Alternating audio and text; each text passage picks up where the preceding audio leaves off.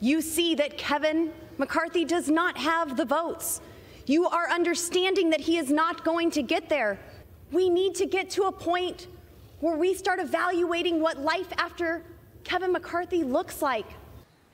That was Colorado Congresswoman-elect Lauren Boebert calling for new Republican leadership yesterday. Kevin McCarthy refusing to leave the ticket despite losing 11 straight ballots. McCarthy reportedly making concessions with the House Freedom Caucus, telling Fox's Chad Pergram they're making progress. Do you think this is going to be wrapped up by tomorrow night? No, I'm not putting any timeline on. I just think we've got some progress going on. We've got members talking. I think we've got a little movement, so we'll see. Joining me now is Ohio Congressman-elect Max Miller. Congressman-elect, good morning to you, and great to see you this morning. Your thoughts on the progress that has been made? Progress is great, and from what we've seen so far is that Kevin McCarthy is the only one who can get anywhere close to 218 votes, and that's exactly what's going to end up to happen. The other side, in the 20, have now put up several different candidates.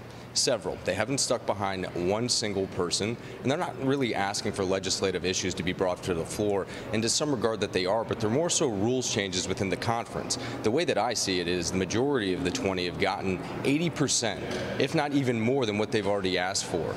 And in a business deal, if you get 80%, you take the deal and you cut and run, and that's exactly what should be happening right now within Congress, so we can move on and do work on behalf of the American people and stop bickering with each other, because I promised my constituents that I would come to Washington, D.C., not to fight within the Republican Party, but to take that fight in civil discourse over to the Democrat side and continue to push and make America great again, and the commitment to America that we have with Leader McCarthy.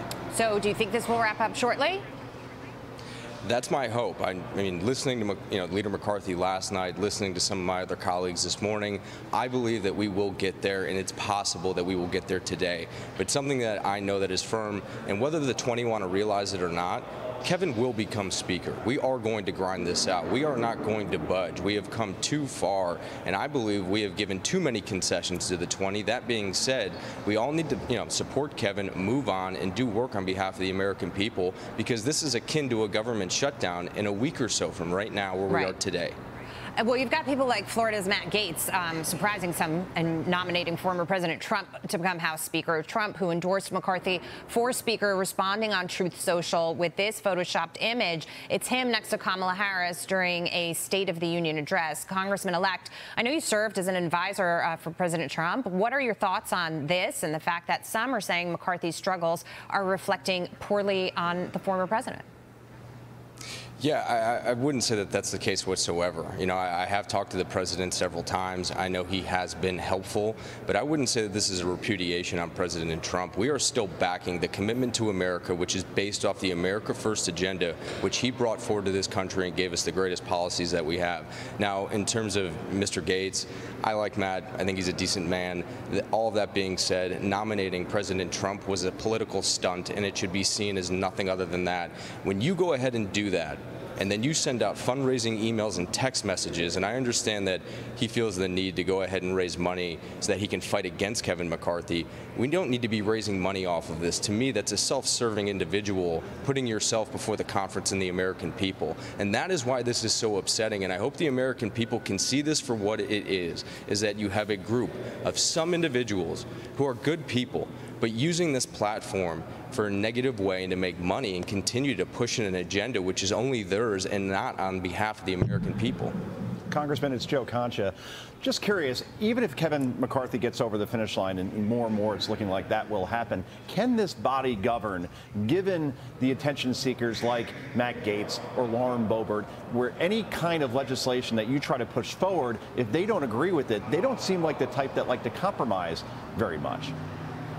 Yeah, and it's always hard to negotiate with people who are going to put your back up against the wall and hold you hostage. But that being said, we have the majority. Over 92% of the conference supports Leader McCarthy to be Speaker McCarthy, and that is what is going to happen. And once these rules get flushed out and Kevin is then Speaker, we're then going to have civil discourse, and really, it's going to be tough. I'm not going to lie to the American people and stand here and lie to you either, Joe. It is going to be a tough time in the next 2 years if this is the precedent these individuals want to set. And it's incredibly sad and disappointing and honestly embarrassing for our party because we can do so much with the opportunity that we've been given by the American people in the majority, yet only to once again fight with ourselves. It reminds me of the first 2 years of the Trump administration with Speaker Ryan, and we could have gotten Obamacare killed, but yet we wanted to fight with each other. Enough of this. We need to come together, support the America First agenda, support Kevin McCarthy, who President Trump supports, and the others who are doing this. Once again, the fundraising emails, the fundraising text messages, you're putting yourself before, everyone else in this country and the people who sent you to Washington, D.C. for you to represent. Okay. Chris? Congressman Miller, good morning. This is Chris Markowski. Quick question. You mentioned you got 80%. They said they got 80% of what they wanted. And again, you think that's a great compromise. My question is, what's left? What is the 20% that they're holding out for? What issues are keeping them on the fence? From my understanding and from what the conversations that have been had that I have not been in behind closed doors is they want more seats on the steering committee and a couple more chairs and a few more things to be brought to the floor on legislation when it regards to the border, when it regards to term limits, and a couple other things. But they already have the ultimate, no pun intended, trump card, which is the motion to vacate the speaker at one individual. And what the American people should also know is that Democrats can weaponize the same rules that are going to be put in place by these Republicans. All it is going to take now is one individual, either on the Republican side or Democrat side, to challenge Speaker McCarthy. That is going to make this an incredibly challenging 2 years of accomplishing great policy. And the question that you asked previously, Joe, it's going to be a battle.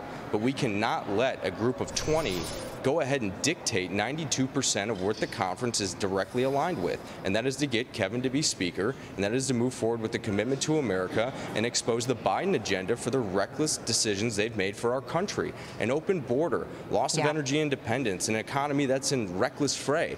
This is what we need to be focusing on and move forward, not to squabble with ourselves with not a formidable candidate that continues to just go up there. Congressman-elect Max Miller, great to have you with us this morning. Thank you so much, sir. Thank you.